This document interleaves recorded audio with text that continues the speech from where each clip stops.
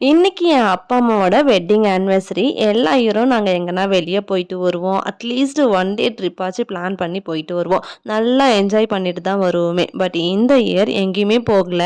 சரி எங்கேயும் போகலையேன்ட்டு வீட்லயே சிம்பிளா செலிப்ரேட் பண்ணலான்ட்டு ஆஃப்டர்நூன் லஞ்ச்க்கு பிரியாணி பண்ணியிருந்தோம். தென் ஈவினிங்கா கேக் கட் பண்ணிக்கலாம் அப்படின்னு சொல்லிட்டு பிளான் பண்ணியிருந்தோம். சரி டைம் ஆகுது, கேக் கட் பண்ண ரெடி ஆகுங்கன்னு சொன்னா, என் அப்பா அதெல்லாம் வேண்டாம் அப்படின்னு சொல்லிட்டாரு. அப்புறம் எப்படியோ ஃபோர்ஸ் பண்ணி கேக் கட் பண்ணிட்டோம். இதுல சிண்டு தான் ஹைலைட்டே. கேக்கே பார்க்காத போல அதுல இருக்க சாக்லேட்ஸ் எல்லாம் எடுத்து எடுத்து சாப்பிட்டு ஃபன் பண்ணிட்டு இருந்தான். என்னடா வீடு இவ்ளோ மெஸ்ஸியா இருக்கேன்னு பார்க்காதீங்க.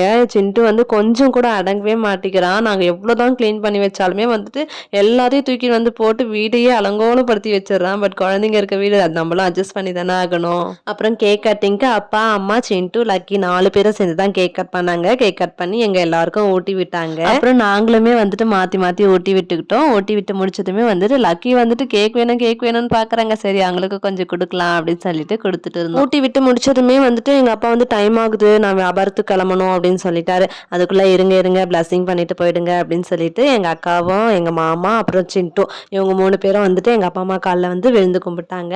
பிளஸிங்ஸ் வாங்கிக்கிட்டாங்க. அதுக்கப்புறமேட்டுக்க நான் விழுந்து கும்பிட்டு பிளஸிங்ஸ் வாங்கிக்கிட்டேன்.